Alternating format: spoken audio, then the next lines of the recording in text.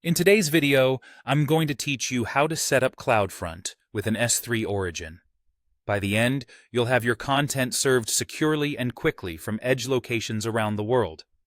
Start by preparing your S3 bucket. You can create a new bucket or use one you already have. Upload the files you want to deliver, like HTML, images, CSS, or JavaScript. Decide now whether you want the bucket to remain private. In most cases, keeping it private is best because CloudFront will fetch the files on behalf of your viewers using secure access controls.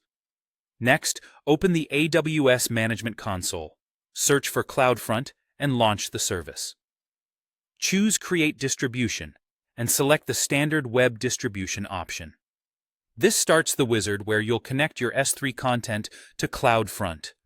In the origin settings, pick your S3 bucket from the origin domain name dropdown. You can accept the auto-generated origin ID or provide your own label to keep things organized.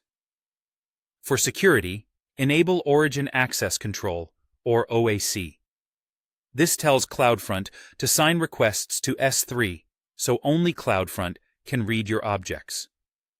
If your files live inside a specific folder in the bucket, you can set an origin path to point CloudFront right to that directory. Now configure the default cache behavior. Allow the HTTP methods you need. For static sites, GET and HEAD are typically enough. Set the viewer protocol policy to redirect HTTP to HTTPS so users always connect securely. Define your caching time-to-live values to control how long CloudFront keeps objects at the edge.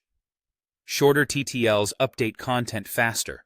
Longer TTLs improve performance and reduce origin load.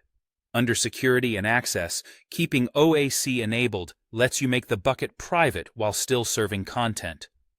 CloudFront can also update your bucket policy automatically to allow this origin access. If you plan to use a custom domain like cdnan.example.com, add it as an alternate domain name and attach an SSL TLS certificate from AWS Certificate Manager. Consider enabling logging so you can analyze traffic patterns and add tags to organize resources. You can also set custom error pages, enable IPv6, or apply geo restrictions if needed. Review your settings and create the distribution. It will show as in progress, then deployed once ready. This can take several minutes. If you used OAC, ensure your bucket policy allows CloudFront to get object. CloudFront can write this policy for you when you create the OAC.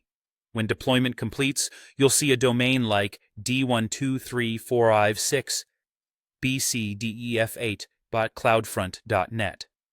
Access your files using that domain and the object path, for example, https d123